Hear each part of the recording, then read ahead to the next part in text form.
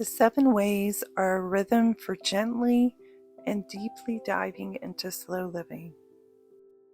The key to living a simple life is focusing on what matters most to you. It's the most important thing. It's your treasure. And where your treasure is, there is your heart. I've discovered 7 ways which align so deeply with slow living. They are simple and have a pulse of life and vitality. The ways are practical. They are not laws, but guardrails. They are gentle and filled with love. Love does no harm. When I feel that I have slipped into old patterns, I redirect with love. A gentle life is lived among uneven realities with my days. When I lean into the patterns of the 7 ways, I feel balance, strength, and agility to move into what comes my way. The 7 ways are guiding principles. They are not an end in themselves. Everyone is in a different place in life. The 7 ways do not all have to be done at once.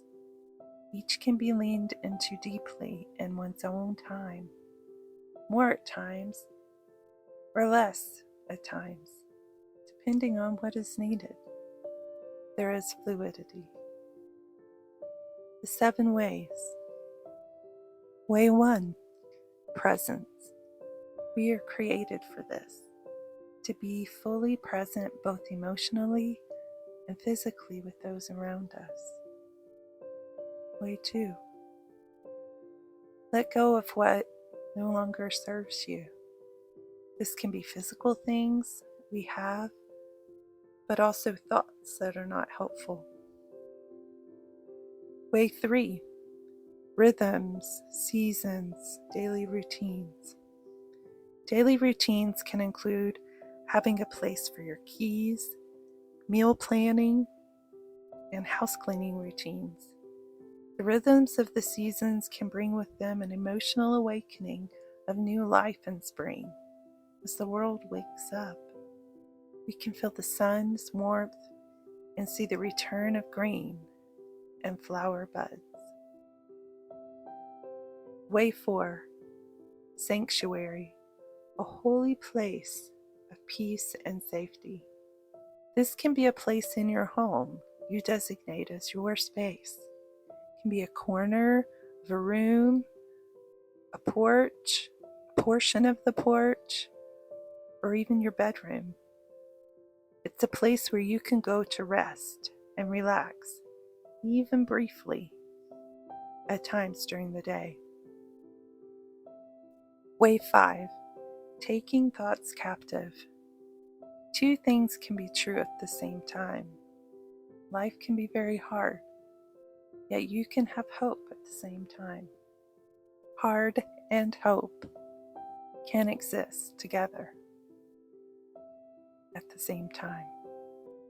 Way 6, inspiration, creative rest, peace, and creativity. For me, this means making candles. I enjoy the peace and creativity it brings. Storytelling is the same for me. Way 7, planning well. Planning things you know you must do regularly. Meal planning for the week and a cleaning schedule can be helpful. It is crucial to plan to do nothing for a specific time. This rest will give you the regrouping you need to do all that you need to do. I found it is so important not to underestimate the importance of rest. I'd like to clarify a misconception about living simply that leads down a narrow path of bewilderment in the end. We all want our stories to end well. We want the heroes to find what they seek and achieve contentment and resolving all challenges.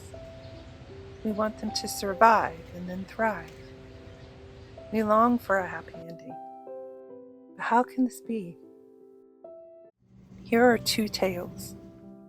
The first is called The Wanderer and the Stone. It is a familiar story of more being better, busy meaning successful, and fight or flight reactions in day-to-day interactions as normative. Toys on the floor, being cut off in traffic, conflict with the ones we love most in this world. We feel we are mostly rushing around, like life is an endless game of ping pong, often feeling behind the ball, running late to most things. Relationships suffer, and truly connecting with those we care about has a special kind of difficulty. So to remedy this, we shift what we are doing from one thing to another. So we seek thrilling vacations or ways to hide in things that do not work for us or have lasting solutions for balance, hoping for even roads. The heaviness of the stone on the wanderer's back cripples all things. How many stones do you need to set down? The second tale is called The Wings and the Hummingbird. It is a tale of authentic simplicity. The hummingbird's wings move at a normal rate of nearly 75 beats per second. This movement is a smooth rhythm of the hummingbird and its wings, providing safety, normalcy, and beauty. All it needs has been provided for in its ability to move and have its being through the gift of creation and intuitive behavior. Thus, the humming sound. I've often heard the phrase humming along, meaning something functions smoothly. It can also refer to the inner workings of the heart and the soul, meaning the quiet spirit of a peaceful life. I've discovered that simple living in its truest form provides space for what matters most in my heart, my treasure.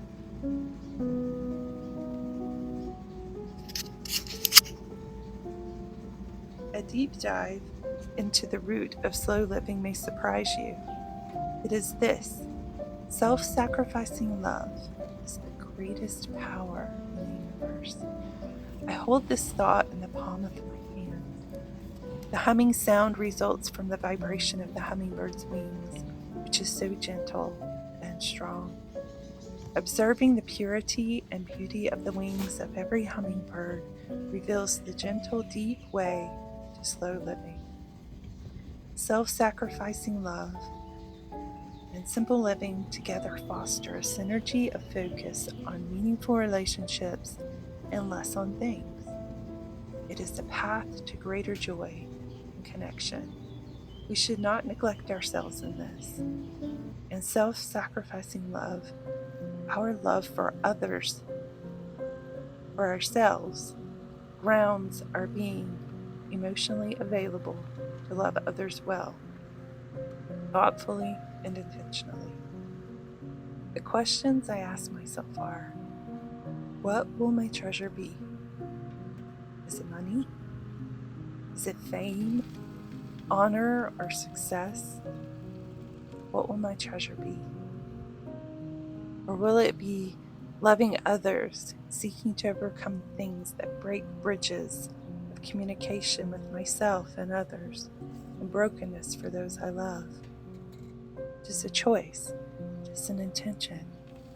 I long to choose the treasure trove of love for myself and others, and bring this, and in bringing this, it brings me to simple living. It is the most selfless thing I can do, leaning into gentle, simple living. It shows me those I love around me what is beauty. The results in my life are empathy, peace, calmness, and quiet. Deep inside, I can feel quiet even if the outside world around me is loud.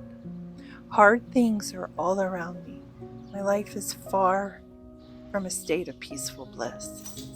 The world is a broken and challenging place with sickness, war, relationship conflicts.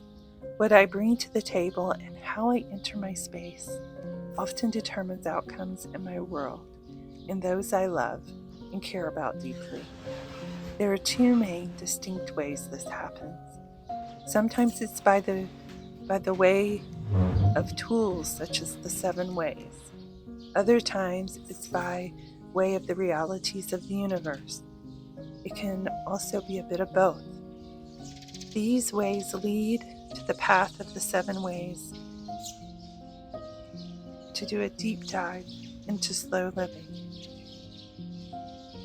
All of these ways are gentle. Hummingbirds show us that the created world cries out with the beauty and truths we know to be true in our hearts, and that we long for when things are not as they should be. Applying these 7 ways gives me more peace, quiet, and contentment. I lean into the deep, gentle ways of slow living.